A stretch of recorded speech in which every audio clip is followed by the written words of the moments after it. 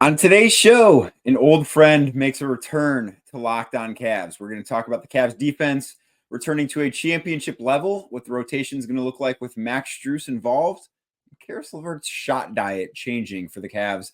That's all straight ahead on today's edition of Locked On Cavs.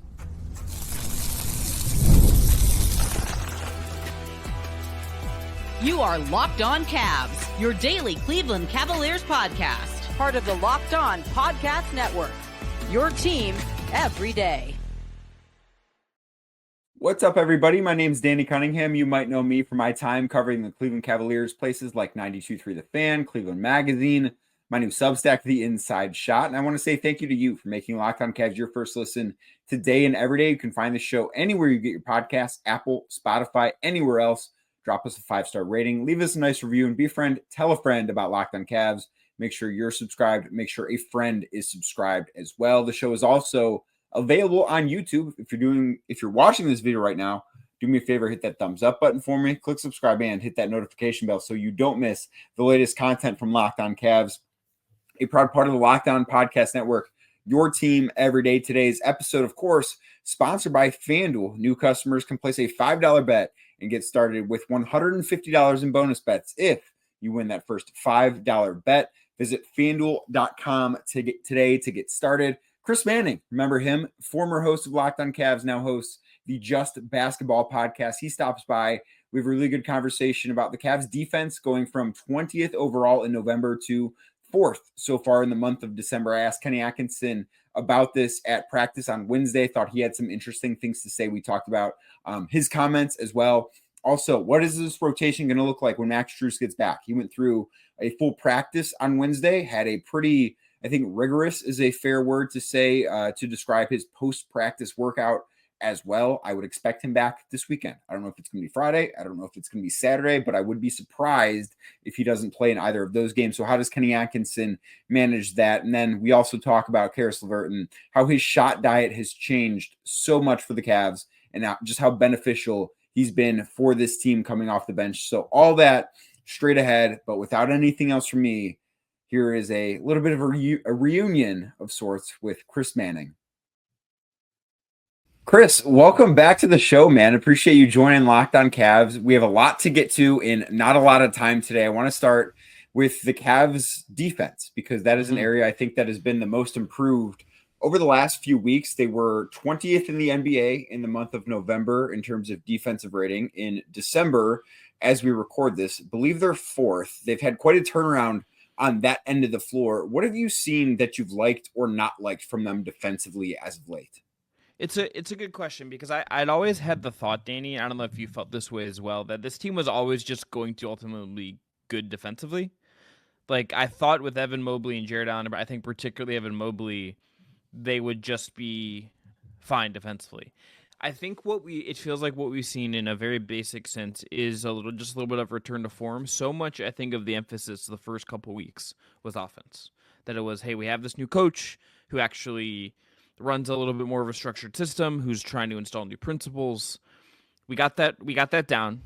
I think certainly there's going to be some adjusting still there. I think we've seen some more guard-heavy play the last couple weeks, and there's probably a better balance to find somewhere in there. But I think just with the offense being figured out, it's say, okay, let's get back to the effort, the focus, the attention to detail, the thing that got us here, and the thing that is going to anchor our team in a lot of ways. I think we're going to have to, frankly, be good at if you're going to push Boston, if you're going to fend off the Knicks and the Bucks and whatnot in the East, that's a thing you're going to have to nail. So to me, it feels like it's just reverting in a very broad sense, and there's some nuance to it, but it's reverting back to the identity and not losing the thread that got you here in the first place. Right, and I think that's why the month of November for me was so puzzling. That they fell as far as they did. Like, I didn't expect them to go wire to wire as the top defense in basketball, but when they have a roster, especially when Isaac Okoro has spent a good chunk of time in the starting lineup, Dean Wade was in the starting lineup for a little bit in November too. When you've got Evan Mobley, when you've got Jarrett Allen, I think the defensive effort from Donovan Mitchell, from Darius Garland has been pretty good for the most part. I think Sam Merrill has been a good defender in the opportunities he's had. Like, you just don't look at this roster and there are not a lot of guys that you look at and say, you know what, that's a guy that is just not a good defender. And that is what I really couldn't make sense of as to why they were not playing all that well. And I do think a big part of it is they're switching at a much higher rate than they did under JB Bickerstaff. That's where this defense just stylistically looks the most different compared to anything else they're doing. It looks more different in terms of switching compared to the previous iteration of this team. I think that they're starting to get that. I asked Kenny Atkinson about just like the defensive changes at practice on Wednesday, and one of the things he said was he thinks the switching's been better, and he looks at that. And it was interesting the way he phrased it, where some teams like switch to switch, and he sort of said it that he switches to shock the ball carrier, if that makes sense, because he likes using football terms, and he wants his guys to switch up as opposed to parallel. And I just think it's been a big adjustment for them that I do think they're finally starting to get. Yeah, you wrote about this well on your Substack, the Inside Shop. People should go subscribe and good plug. Give Danny your money right now. You're welcome. Paid, by the way. The intensity in that Nets game in particular was, I think, really noticeable. The pressure was really noticeable. As good as the Cavs defense was under JB, and I think this is probably a tenet of the JB era Cavs to some degree now that we've seen a different take on this roster. That team didn't always, even on offense, it was sort of like, we're going to trust how we're going to get there. There wasn't a lot of oomph all the time. The offense takes 8 seconds to get the ball across half court. The defense is going to throw you principles and drop coverage and not a lot of switching, not a lot of inventive stuff. The most inventive they ever got under JB was that 1-3-1 zone with Mobley just wrecking things at the top of the key. And that was his rookie year, right? That was his rookie year, maybe a little bit his second year, but not much once Lauri Markkanen was off the roster. They threw it out, and I never quite understood why. Maybe just personnel. I always thought you could run it with Dean Wade in there instead of Markkanen, but regardless, they just threw that out and went back to the bread and butter big structure that was basically the same. Kenny's coming in and doing something very different. There's more oomph, there's more attitude. That takes a little bit more, I think, to get right and find that balance. So I think that you just see that, and to me, it's that intensity, it's the switching, and it's just having another level you're trying to get to with this team overall. Yeah, and I do think one of the other differences, I don't know, in terms of their defense from month to month, I don't know how much they actually have control over, and it's the opponent three-point shooting. In November, they were dead last. Opponents were shooting 39.8% from beyond the arc for an entire month against the Cavs. That's obviously really bad, 30th in the NBA. In December, and the schedule matters for part of this, but they also have a game against Boston mixed in there too. They're 6th in opponent three-point percentage at 32.9. Like stylistically, or even if you're just looking at box scores, that has been the biggest difference. And I do think that's a result of the switching, maybe not becoming second nature yet, but becoming something they're much more comfortable with. I would ask you this because you're around them all the time. You're talking to the players and Atkinson and whatnot. Do you feel like are they describing the defense any different than they did last year when they've talked about this since the maybe return to form, so to speak? Have they noted any differences? Yeah, and Jarrett Allen spoke about this after I believe it was after the Washington game last week when the Cavs didn't play very well. I think they kind of got lucky that it was the worst team in the NBA that was on the schedule because they shot the ball really poorly, and that's going to happen. I don't think there was anything worth looking into it, that they were 15 of 51 from three. But defensively, he talked about that he's being put in different positions where he's having to switch out more as opposed to being in a coverage where he can defend the rim, not exclusively, but close to exclusively, where now he's having to switch out on guards. He's having to be put in different positions than what he's been put into before. And I do think that has taken some time for him specifically to adjust to. I don't think Evan Mobley really ever has to make defensive adjustments because he's just that good. But I also think that there's had to be an adjustment in terms of the physicality on the perimeter when you're playing a more switch-heavy defense than when you are doing things where you're trying to play drop coverage and fight over screens as opposed to just switching them. I think that's just been – and for Jarrett Allen specifically, who is such an important piece of that defense. He's not the best defender on the floor, but he's a very important defender on this roster. For him to feel uncomfortable for as long as he did, and it's worth it to do in November, it's worth it to do in December, even January, because you are going to have to play like this when the games matter in May. But for him to be such an important defender and feel uncomfortable, I think that's a big part of the reason why they struggled.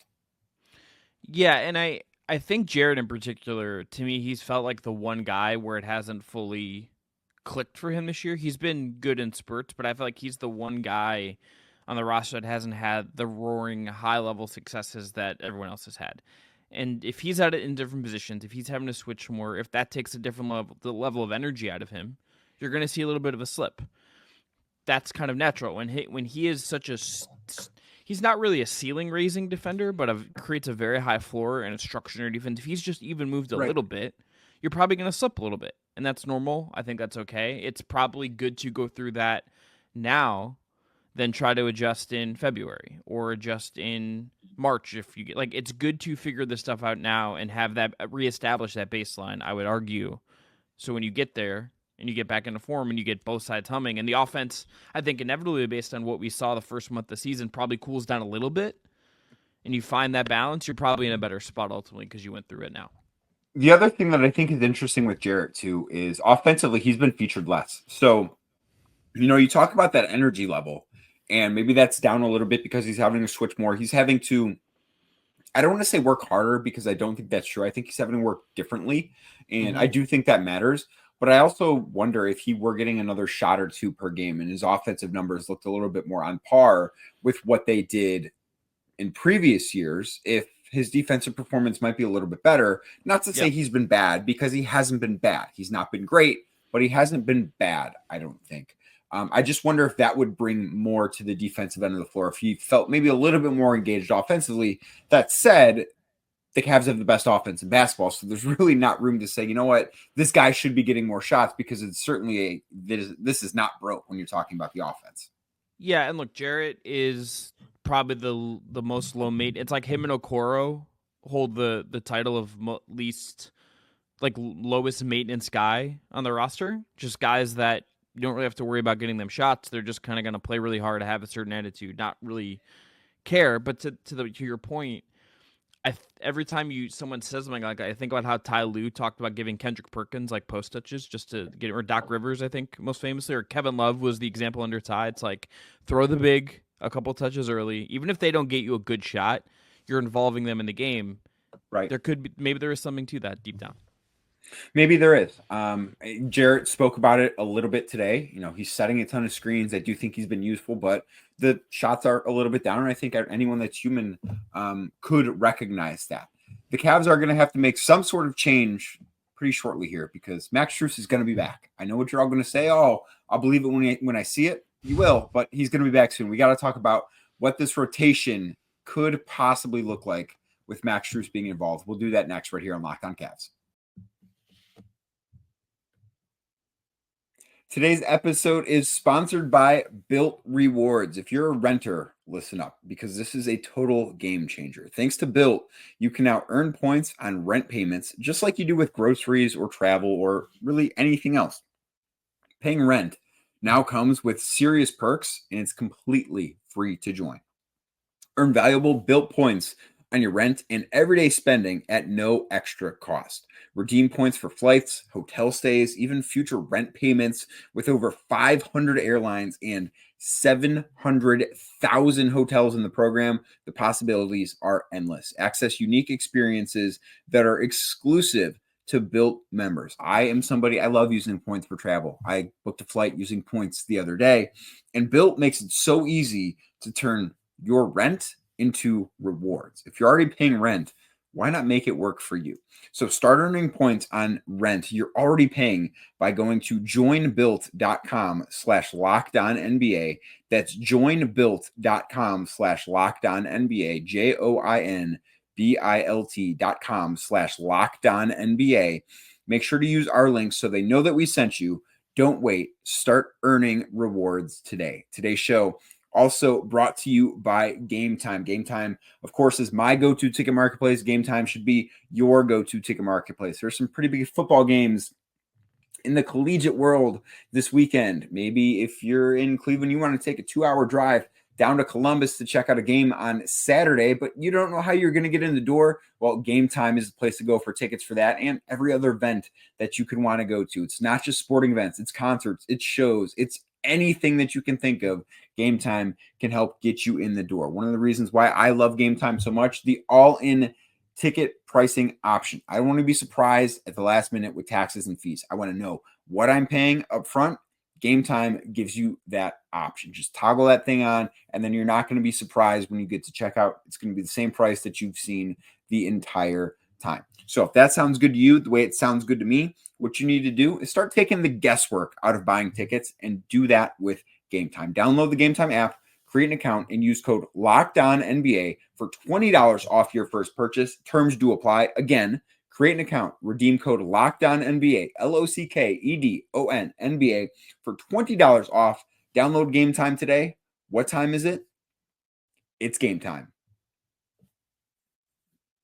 Thank you again for making Locked On Cavs your first listen today and every day. Like I said at the top of the show, you can find us anywhere you get your podcasts, Apple, Spotify, anywhere else. Drop us a 5-star rating. Leave us a nice review. Be a friend. Tell a friend about Locked On Cavs. Max Strus is going to be back. I don't know if he's going to play Friday. I don't know if he's going to play Saturday. I expect him to play in one of those two games on Wednesday at practice. He did go through everything Kenny Atkinson said after practice. He got a pretty intense workout in too with one of the assistant coaches. He was running sprints up and down the floor. He's like running 4 or 5 down and backs and then shooting 10 3-pointers and then repeating it to really all 5 spots on the floor. But his return, I think, is finally fair to say is imminent, which means Kenny Atkinson has a problem because right now, Chris, if you're watching the Cavs, there's no one on that in the rotation right now that you look at and say, yeah, that guy probably shouldn't be playing.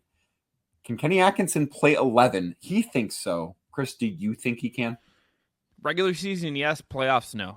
And I know that's kind of the cop-out answer. That's kind of your It default. is a cop-out answer. I expected better from you.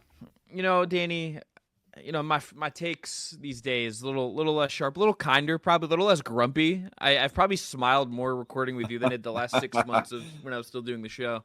I think it's good in the regular season to do it because it's going to keep guys fresher, right? I think especially when you have Dean Wade, who has had injury issues this year and in the past. Strus is coming off a long injury absence. You're going to amp up the minutes in the playoffs for your core guys anyway. I think it's probably good just to play 11 now, just to reduce the wear and tear. I think in this era when guys are frankly running up and down the court more than they would have 10, 15 years ago, when the movements are more dynamic, that wears out. I think when you get to April and probably even March, just to start whittling it down, it's probably going to be 9 or 10. Who gets cut out of that? You can make, I think, various arguments. I think the thing is now no one's really telling you, hey, this guy absolutely can't play. Maybe if Sam Merrill's shooting continues to stay way low than what you'd expect out of him, maybe that's the case. But to your point about his defense, every time he switches, guys look surprised when he holds up. It's one of my favorite things. It's one of my favorite things this year so is good. watching. Well, it happened with Damian Lillard. Yeah, and they're just why is this white Holiday, guy, Jason Tatum? Why is this small white guy who doesn't look like he looks like he should be my accountant, not on the NBA court with me? Why is he able to stay in front of me? And it's just he's a good positional defender with good instincts and he's pretty solid physically. At some point, someone's going to tell you, hey, they can't belong on the rotation. It could be Merrill. It could be Okoro. It could be Ty Jerome. I think it could be any of those guys. Strus is going to be there, though. But I think bringing him back really slowly, playing 11 guys, maybe 12, depending on the night, I think it makes the most sense. And I think it's probably better for Strus not to say, hey, you're starting and playing. Maybe he starts, but maybe he plays 20 minutes. Maybe he plays 25. It's not going to be super heavy for him to start, I would bet. And that, I think 11 guys is a good way to keep it that way.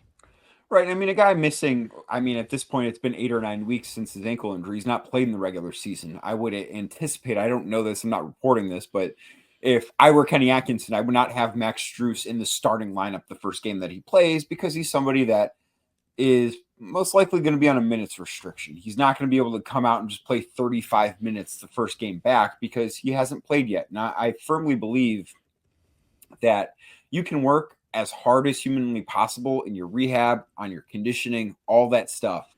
The only way to get into basketball game shape is by playing in real basketball games. And Max Strus has not done that yet. He'll get there. I have zero doubt about that. But I think it's unfair to expect him to just be ready to go play 32 minutes Friday or Saturday night whenever he does make his season debut. I do think that he should start when he gets back. I think that playing 11 is going to be really tough. I struggle to see where the minutes are going to come from because I think that they are going to try. I do believe Kenny Atkinson's going to try and play 11. Some nights it might only be 10. There might be a night where you don't see Ty Jerome, or there might be a night where you don't see Sam Merrill or somebody like that. But I think for the most part, he's going to try and play 11. I don't know how well it's going to go. I don't know how you manage to find enough minutes for 11 guys that not only everyone stays happy, but if you're playing somebody 5 minutes, kind of what's the point, right? Like they're not able to catch a rhythm. They're not able to, for the most part, have a huge impact on the game. And I think that's just sort of the conundrum that Kenny's going to face. I'm curious to see where he pairs different guys with. Like Strus can kind of fit with anyone, is sort of the beauty of him, but what are his first instincts, right? Like he's already switched up some of the big stuff. I haven't gone back and looked at maybe the data on like who Strus' most common 2-man pairings were last year, but does he have a different view on that as well? He's had a different take on basically everything that the Cavs did last year for the most part. Like there's obviously not everything has changed because you can only change so much when the players are the same. But right. Does he have a different view on, okay, Strus should actually, it's like him and Okoro with one big. Does he go smaller and try to like stack it that way? Like what does he do that tells you what he thinks of Max Strus? So I think that we are going to see Max Strus play a decent amount with Evan Mobley. And the reason I think that is because the thing Kenny Atkinson has talked about with Max the most frequently in, over the last 10 days when we've really sensed that Max is close and we're starting to ask questions about Max at every media availability that Kenny has, Kenny always brings up the cutting aspect of Max. And I see a lot of what that 2-man game between Evan Mobley and Sam Merrill has looked like, which has been awesome. And it would look better if Sam were shooting his career average, and he's not doing that right now. But I think that the way Sam is able to move off the ball is something that Max can really easily replicate. And I think that pairing him with Mobley is something that's going to make a ton of sense. I don't know for sure that's what Kenny is going to do, but that's kind of what I suspect we're going to see. Yeah, just on Sam Merrill, 38% for his career. He's at 33% this year. He's due for a return. I mean, the other thing with Strus too is he is a very boomer bust guy to me in terms of how he's either really hot or it feels like he's not hitting anything. In terms of the outside shot? Yeah. He's going to I think you're right about that, but I also think that he's going to be, especially in this new offensive system, because I think that what we saw from Max as an offensive player last year is going to be different than what we see from Max this year. I think that he's going to be more dynamic in terms of cutting to the basket. He might not shoot quite as many threes. So if he is still as streaky as he was, that might be a little less impactful because I think he's going to see more attempts in the painted area than he does beyond the arc. Maybe not. Maybe I didn't word that correctly. I think we're going to see him near the basket more frequently than we did last year because of the off-ball movement that I think he's really good at, and the Cavs have utilized so much more with the rest of the roster. I don't see why Max wouldn't be near the top of that. Yeah, I think that's right. I think the thing is, too, if he is cold to start, let's say the first couple games, he's like 1 for 15 from 3 over his first couple games. Mm-hmm. He's also a guy who's going to make the secondary passes that are good. He's going to be solid enough to not lock down defender, but positionally solid, knows where to be. He's going to instinctually cut well. He's going to do everything else you expect Max Strus to do, I would expect. He's not at that point where coming off an injury, I'm saying, oh, he's cooked, it's not going to work. I think he'll do everything else well, where he's still going to find ways to be additive and get back in a rhythm without being a guy who has to hit a bunch of threes. The other thing from last year versus him in Miami, and I'm curious to see how it shakes out with him being back. Last year was his highest per game rebounding average that he ever had in his career. Not a ton, it's like 5 a game, but that was nearly 2 more a game than his last season in Miami. Do they have him in those spots last year? Because last year it felt like they were putting him in spots to help clean up the rebounding, in spots to crash, grab rebounds. What do they do with him this year? Is he doing that? Is he getting up the court in transition now that they're playing at a faster tempo? I think there's little things with him that are really worth watching, aside from the fact that you're expecting him to come off the ball and shoot. There's all these other little things he'll do well, and little things to see what he does right away that I think I'll tell you a lot about what Atkinson plans for him. I think the rebounding thing is interesting, and I do think part of that number being inflated last year is he played a career high in minutes, where he played almost 33 a game, and I do think that matters when you're looking at counting stats. But it's 4 more a game is my only point with that, right? It's like 2 more rebounds and 4 extra minutes, or something else besides just, I think, raw minutes would be what I would argue. Sure, I think there is something to that, but I don't think it's some massive jump that's not. It's similar. I think that's a similar thing that you can point at. And I do think too, the Cavs have just been weak on the wings in terms of rebounding. Like Max Strus or no Max Strus, like part of the reason why I think he was so attractive to them as a franchise when he was available was that he's a guy that maybe could be an upgrade as a wing rebounder compared to what they previously has, because Isaac Okoro hadn't been great at that. I mean, you were kind of relying at times on someone like Lamar Stevens to go get you rebounds at small forward. So that was not the best place for the Cavs to be. I do want to talk about somebody that we know is coming off the bench. Talked about a little bit lately, but we talked to him today at practice. That's Caris LeVert, because he's been one of the best players for the Cavs so far this year. And we've just got to talk about what is working for him. That's next right here on Locked On Cavs.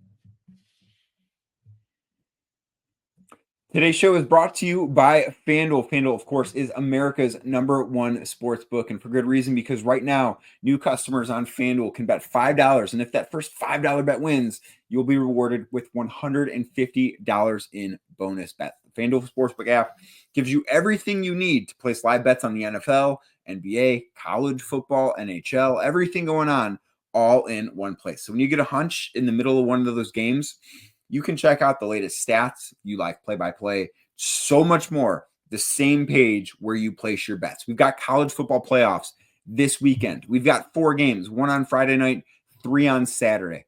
I love Notre Dame against Indiana.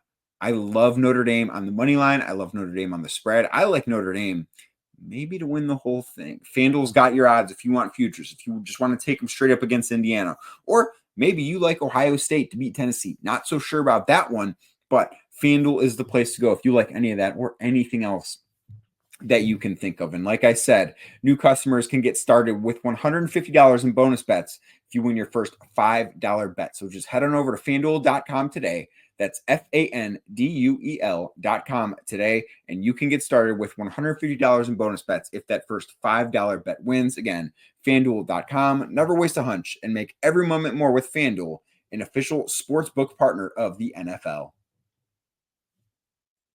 Thank you again for making Locked On Cavs your first listen today and every day. If you're watching the show on YouTube, do me a favor. Again, hit that thumbs up button for me, click subscribe, and hit that notification bell so you don't miss the latest Locked On Cavs content. Caris LeVert has been such a bright spot for the Cavs this year. Somebody who has been, I think, pretty up and down, a relatively inconsistent player throughout his career, has shown plenty of flashes of being a really good to great player, and then other flashes where he, I don't want to say was unplayable at times, but certainly was not very good at times. And this year, he's been one of the best bench players in the NBA. You see him on FanDuel. He's got decent odds to win 6th man of the year. He's not the favorite, but he's I believe in the top 5 or top 6 as far as that race goes.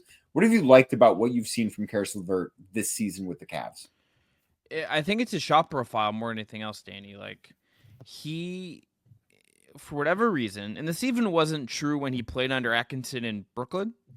So, like, this is, like, really a very different where he's taking shots over even from when he had his real breakout under Kenny back with the Nets. 12% of his shots are in the mid-range, according to the Clean in the Glass. He's taking more shots at the rim.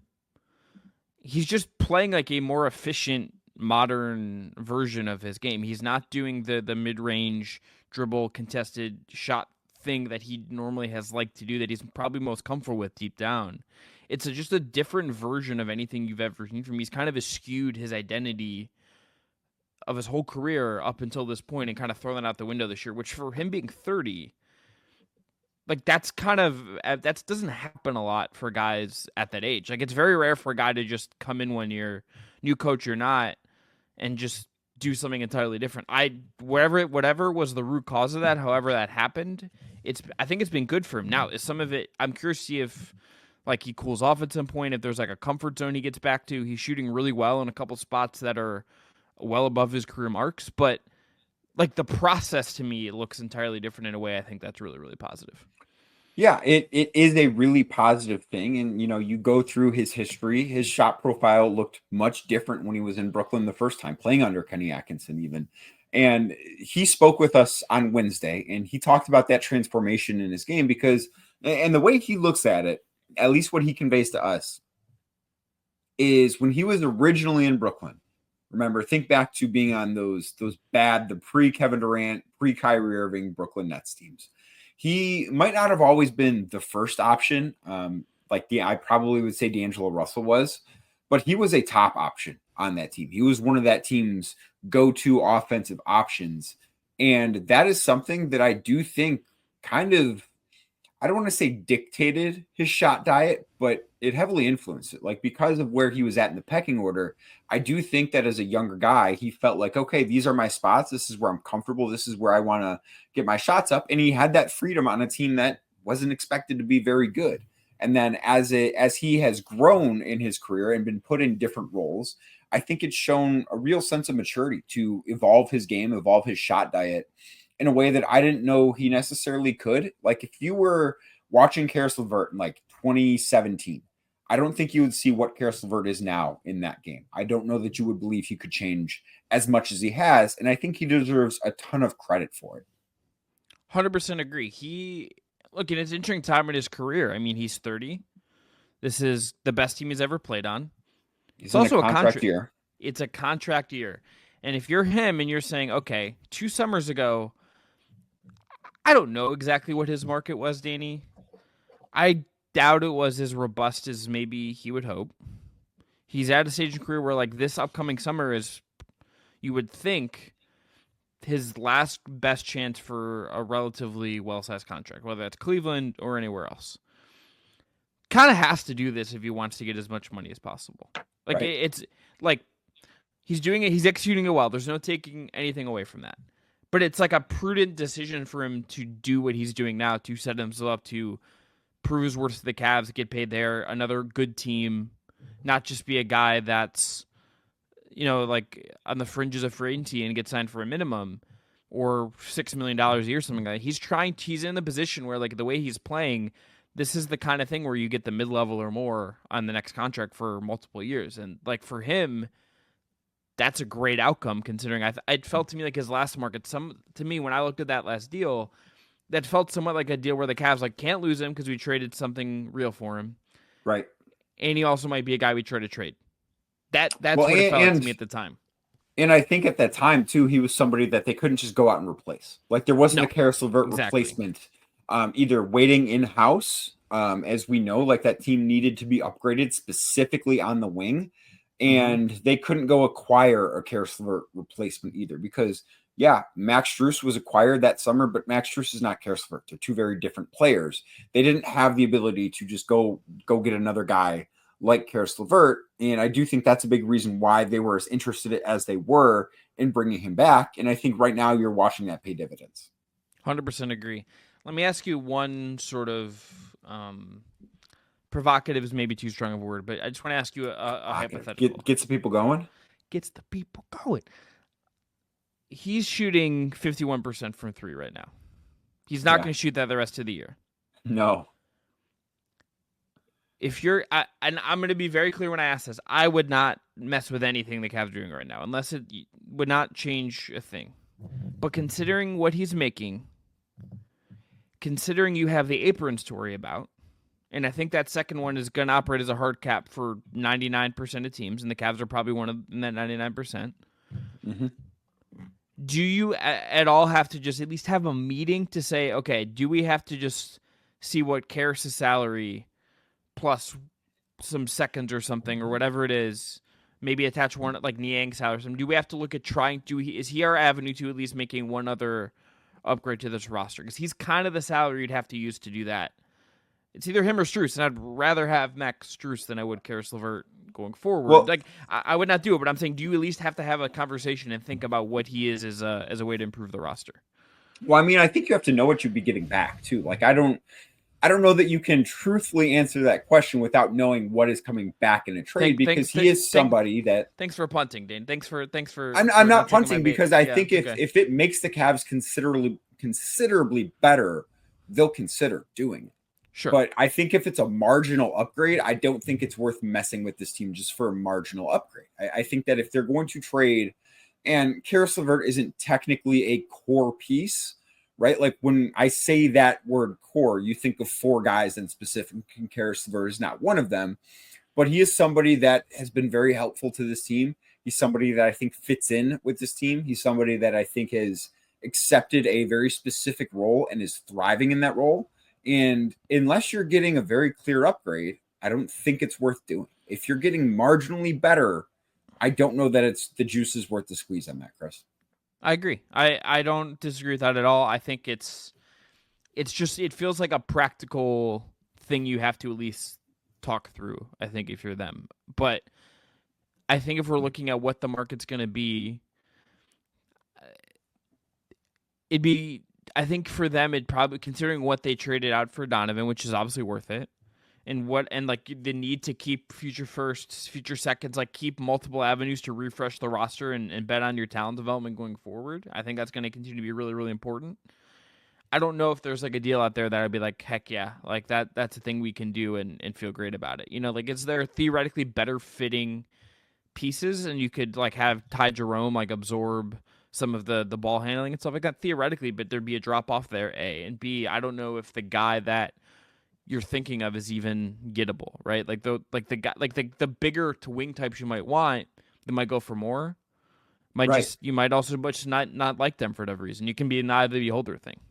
Well, and the Cavs aren't flush with first-round picks to trade to in any type of deal like that. And that very much, I think, matters in this conversation because that's the currency teams are going to want, and that's the currency the Cavs can't pay right now. But, Chris, thanks so much for doing this. Welcome back to Locked On Cavs for a day. Very much appreciate having you. Where can everyone listen to you now? Just Basketball Show, me and Wes Goldberg over there. Danny, you're due to come over and do a show over there. I don't like asking you to do things because you have 90 bajillion things you're doing all the time, and I haven't seen you in real life in a while, and that's also unfortunate. You're just ducking me, and that's okay. I'm not ducking you. That's fine. You are, but it's good to be here. You're killing it on the show. You're killing it with the inside shot, and it's been fun chatting with you, my friend. Well, Chris, thank you very much for the kind words. I very much appreciate it. Go check out the Just Basketball podcast with Chris. Does a great job. It's really a great podcast. And thank you for making Locked On Cavs your first listen today and every day. Like I said earlier, you can get the show anywhere you get your podcasts, Apple, Spotify, anywhere else. Drop us a 5-star rating. Leave us a nice review. Be a friend. Tell a friend about Locked On Cavs. And if you're watching the show on YouTube, do me a favor. Hit that thumbs up button for me right now. Click subscribe and hit that notification bell so you don't miss the latest Locked On Cavs content. I'll be back tomorrow with another edition of Locked On Cavs.